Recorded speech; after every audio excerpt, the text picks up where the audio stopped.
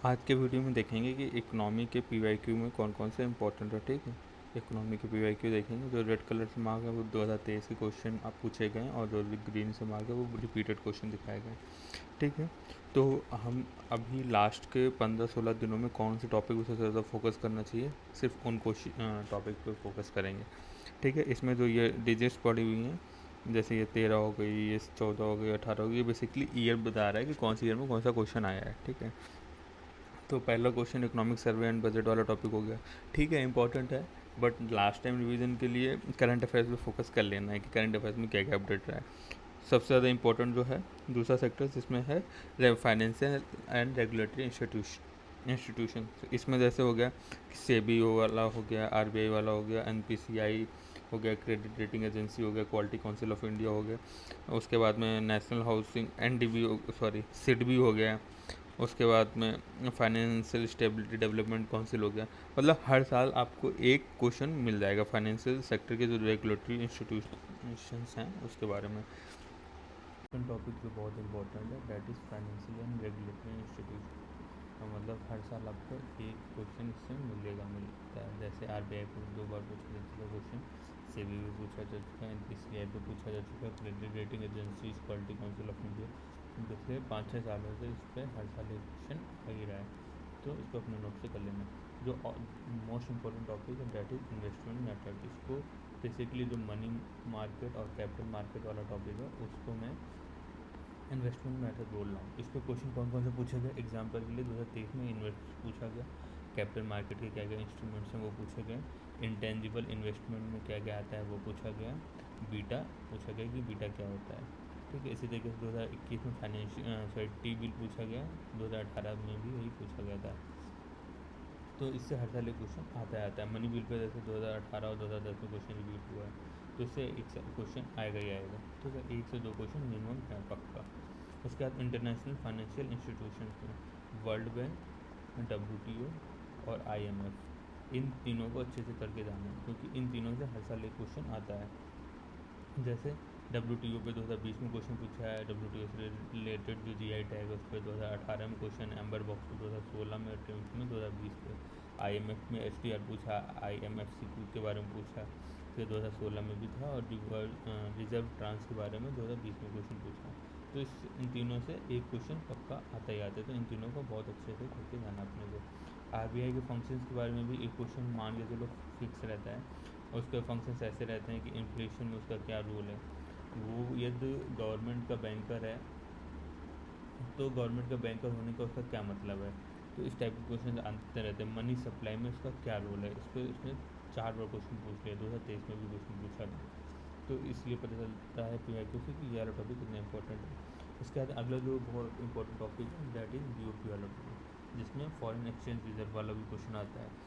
इसमें एक स्टेटमेंट तो लगभग कंफर्म मान लो, एनआरआई डिपॉजिट, एनआरआई को डिपॉजिट को किस में काउंट करते हैं, उसका क्या रोल है, क्या इंपॉर्टेंस है, किस में कैसा चीज़ रहेगा एनआरआई डिपॉजिट, वो भी हर बार पूछता है कहीं ना कहीं से। तो इसलिए अपने को ये पता होना चाहिए। ठीक है, उसके आगे अपने को क्या पता होना चाहिए।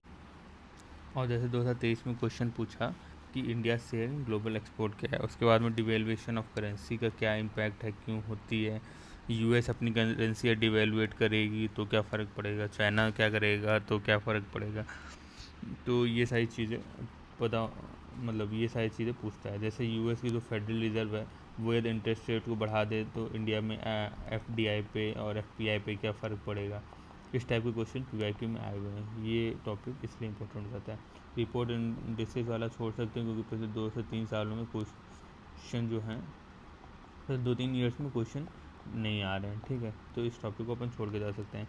एग्रीकल्चर वाला टॉपिक बहुत इंपॉर्टेंट है, लेकिन बहुत ज़्यादा, मतलब बहुत ज़्यादा कंटेंट है इस टॉपिक में, तो इसलिए इसमें क्या करना है अपने को पीवाईक्यू अच्छे से करने हैं, और जो भी आपने नोट्स पढ़े हैं उसको करने से काम बन जाएगा।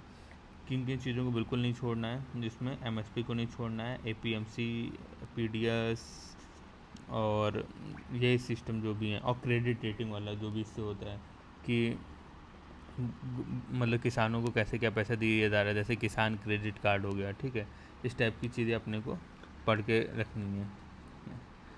उसके बाद में टैक्सेशन वाला टॉपिक अभी उतना इंपॉर्टेंट नहीं रहा है, पहले बहुत क्वेश्चन पूछे जाते थे, अब इससे बहुत कम क्वेश्चन पूछे जाते हैं। डिजिटल इकोनॉमी, हाँ डिजिटल इकोनॉमी मतलब करंट अफेयर्स में हर साल एक क्वेश्चन पूछा जाता है, करंट अफेयर्स एक क्वेश्चन पक्का रहता है। जैसे 2023 में पूछा गया था digital bank, sorry central bank digital currency के बारे में पूछा गया। 2022 में क्या पूछा गया, एनएफटी के बारे में पूछा गया। तो इसलिए हर साल करंट अफेयर्स का एक कोई ना कोई टॉपिक क्वेश्चन पूछ लेता है।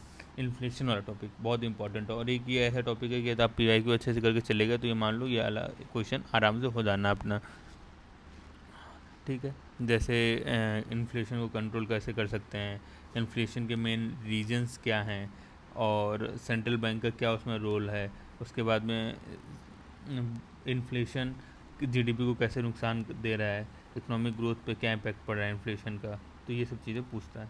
उसके बाद में बैंकिंग में यह वाला टॉपिक जो एक्सपेंसिव मनी पॉलिसी है, हर साल एक क्वेश्चन के स्टेटमेंट में ये आपको पक्का दिखता है, तो इसके बारे में अच्छे से पता होना चाहिए, बहुत बार रिपीट हुआ है। और बैंक रेट को देखो 4 बार रिपीट हुआ, इसी तरीके से बीबीबी बैंक बोर्ड ब्यूरो 2 बार रिपीट हुआ, मनी मल्टीप्लायर काफ़ी रिपीट हो चुका है, एसएलआर काफ़ी रिपीट हो चुका है। मतलब इस टॉपिक में क्वेश्चन आपको रिपीट होते हुए मिलेंगे। और ये तो सबको पता है कि इकोनॉमी मतलब यहाँ से शुरू होती है, ठीक है, बैंकिंग वाले से, इसको तो छोड़ना ही नहीं है। तो उसके बाद में बचा अपना नेशनल इनकम वाला, 2-3 सालों में एक क्वेश्चन आ जाता है, ठीक है, 2-3 सालों में एक क्वेश्चन आ जाता है। पढ़ा है तो वेल एंड गुड, रिवाइज कर लो, नहीं पढ़ा है तो अब पढ़ने का टाइम नहीं बचा है। Human development and economic growth वाला टॉपिक बेसिकली कॉमन सेंस से हो जाता है, थोड़ा सा लॉजिक लगाओ, थोड़ा सा कॉमन सेंस लगाओ, क्वेश्चन हो जाएगा। तो इस वाले टॉपिक का इतना लोड लेना नहीं है। तो इन सब का समरी के रूप में देखें कि अपने को आखिरी के 7-8 दिनों में कौन से टॉपिक्स को बिल्कुल छोड़ना नहीं है, वो ये है टॉपिक्स हैं। Money and capital market, world bank, WTO, IMF, RBI के functions, bank board sorry BOP वाला टॉपिक, डिजिटल इकोनॉमी वाला टॉपिक, इन्फ्लेशन वाला टॉपिक, मॉनेटरी पॉलिसी में बेसिकली मनी मल्टीप्लायर और एक्सपेंशनरी मनी पॉलिसी, और नेशनल इनकम वाला topic. ये इतना करके चले गए, 5 से 6 क्वेश्चन की गारंटी है कि इतने टॉपिक से 5 से 6 क्वेश्चन पूछेगा। और बेसिकली इकोनॉमी के इजी क्वेश्चन यहीं से आएंगे। और इन सब में सबसे ज़्यादा अपने को इंपॉर्टेंट क्या है, पीवाईक्यू का अच्छे से रिवीजन करके जाइएगा। उसके बाद में करंट में एक दो चीज़ें होंगी वो देख लीजिएगा, बाकी इन टॉपिक का रिवीजन आराम से 15 में से आप 10 क्वेश्चन ईजिली कर लोगे इतने में से। चलिए, बाकी और कहाँ से कितने क्वेश्चन रिपीट हुए हैं तो उसका ये चार्ट है, देखना चाहिए तो देख लीजिए, ठीक है। Okay, thank you.